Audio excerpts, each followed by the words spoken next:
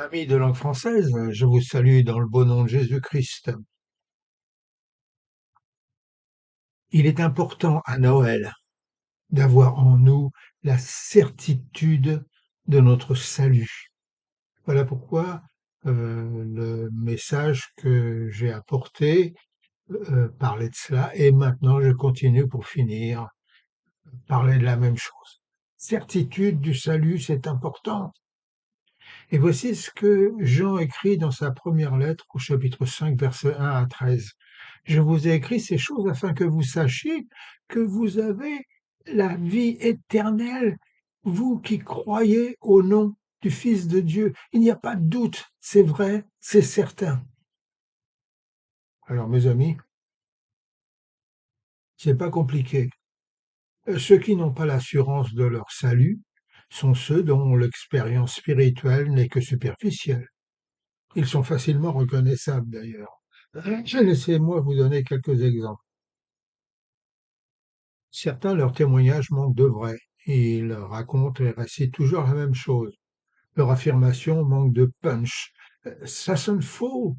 Écoutez par exemple le témoignage de l'apôtre Pierre et jugez si il est juste devant Dieu de vous obéir plutôt qu'à Dieu, car nous ne pouvons pas ne pas parler de ce que nous avons vu et entendu. Actes chapitre 4, verset 20. Et puis laissez-moi vous en donner un autre. Le service qu'il rend à Dieu, eh ben, il est plutôt désolant. Alors que le grand poète David témoigne dans le psaume 126, verset 6, que celui qui marche en pleurant quand il porte la semence reviendra avec allégresse quand il portera ses gerbes. Un autre exemple, c'est qu'ils ne grandissent pas dans leur vie spirituelle. Ils ne découvrent pas Jésus-Christ au travers de la Bible, car ils ne la lisent pas ou peu.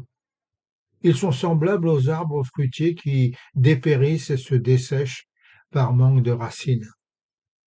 L'apôtre Paul d'ailleurs les décrit comme suit. 1 Corinthiens chapitre 3 versets 1 à 2. Je vous ai donné du lait, non de la nourriture solide, car vous ne pouviez pas la supporter. Une autre chose non plus qu'ils ne connaissent pas, c'est la joie du Seigneur. Pour eux, la religion est plutôt un fardeau, un calvaire qu'il leur faut supporter afin de recevoir le salut. Ils ont oublié qu'ils devraient se réjouir dans le Seigneur. Philippiens chapitre 4, verset 4. Et puisqu'ils sont chrétiens, ils ne devraient pas être dans la désolation et dans les larmes, car le salut de Dieu remplit de joie les cœurs. Psaume 13, verset 6. Et puis, ils n'ont pas la paix intérieure qui vient de Dieu, qui surpasse toute intelligence et qui garde les cœurs et les pensées en Jésus-Christ. Philippiens chapitre 4, verset 7. Leur expérience est tellement froide qu'ils deviennent rétrogrades. Voilà pourquoi William Booth aimait dire « J'aime ma tasse de thé comme ma religion, forte et brûlante. » Mes amis, Dieu veut que nous soyons sûrs de notre salut. L'apôtre Pierre, dans sa deuxième lettre, écrit « Le Seigneur ne tarde pas dans l'accomplissement de la promesse, comme quelques-uns le croient, mais il use de patience envers vous, ne voulant pas qu'aucun ne périsse, mais voulant que tous arrivent à la repentance. Dieu veut que nous soyons sûrs de notre salut. » Est-ce le cas pour vous, mon ami?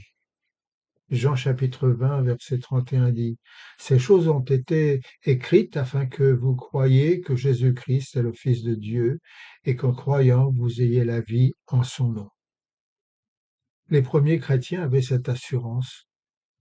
L'apôtre Paul écrit aux Romains, « Étant donc justifiés par la foi, nous avons la paix avec Dieu par notre Seigneur Jésus-Christ. » Et puis aux Éphésiens, il écrit, « En lui nous avons rédemption par son sang, rémission des péchés selon la richesse de sa grâce. » Et puis au jeune Timothée, il lui dit, « Je sais en qui j'ai cru. » et j'en suis persuadé. Mais alors, pour quelle raison, Major, les chrétiens sont-ils absolument sûrs d'être sauvés? Ben, vous voyez, c'est ce que Jésus-Christ fait pour nous qui compte. Ce que je pense ne change rien au fait qu'il est mort pour moi. Alors, regardant à Jésus mourir sur une croix, réalisant qu'il est mort pour mes péchés, demandant à Dieu de me pardonner, acceptant par le sacrifice de Jésus-Christ que je ne suis plus condamné, alors le Saint-Esprit rend témoignage en mon cœur que je suis pardonné. Au contact de cette vérité, notre vie est tellement bouleversée que nous savons que c'est vrai. Si quelqu'un est en Christ, il est une nouvelle créature. Tenez,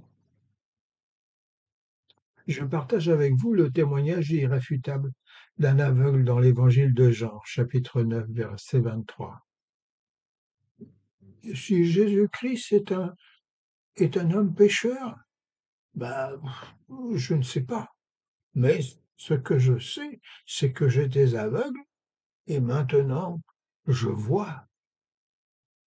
Le témoignage d'une femme qui avait des pertes de sang, si, et- il disait, si seulement je touche son vêtement, je serais guéri. Et vous savez, c'est ce qu'elle a fait. Et elle fut guérie. Le centurion romain qui implorait Jésus de guérir son serviteur, eh bien lui aussi, il fut guéri. Un des chefs de la synagogue pria Jésus de sauver sa fille mourante, qu'ils trouvèrent morte lorsqu'ils entrèrent dans la chambre où elle reposait. Elle aussi retrouva la vie. De nos jours, l'acteur Anthony Hopkins était un alcoolique bien connu. Le Christ l'a délivré. Et puis un autre encore plus connu, Cliff Richards. Euh, il s'était couché un soir et a parlé à Jésus pour la première fois. Il a ouvert une Bible et il a lu le verset où Jésus dit qu'il se tient à la porte et frappe. Apocalypse 3, verset 20. Et il dit, je ne priais pas à l'époque, mais allongé dans mon lit, j'ai dit, d'accord, je sais ce en quoi je crois maintenant, j'aurai confiance en toi. Si tu te tiens à mes côtés, je veux franchir le pas, alors j'ouvre la porte. Mais quant à moi, la petite brebis égarée, perdue dans le désert de la vie, j'ai osé l'appeler, et lorsqu'il m'a vu, il m'a pris sur ses épaules et m'a emporté avec lui sur les sentiers de la vie, transformant ma vie complètement. Ah oui, mes amis.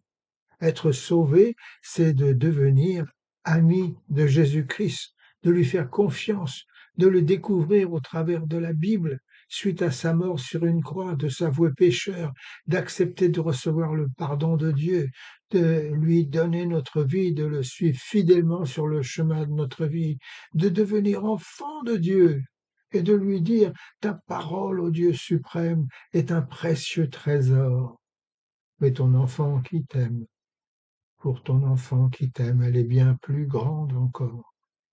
Ta parole est lumière, rayonnant sur son chemin. C'est la manne journalière que lui donne aussi ta main. Ah, mes amis, la certitude du salut, j'espère que vous l'avez, sans ça vous ne comprendrez jamais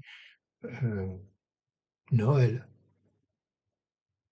Peut-être que vous comprendrez des trucs comme le Père Noël, mais Christ venir dans ce monde pour nous sauver et est né dans une étable. Cette certitude-là, vous la comprendrez seulement si vous êtes décidé à donner votre vie à Dieu. Alors n'oubliez pas, faites-le, ayez en vous cette certitude du salut. Ah là là, la vie avec Christ est vraiment la plus belle.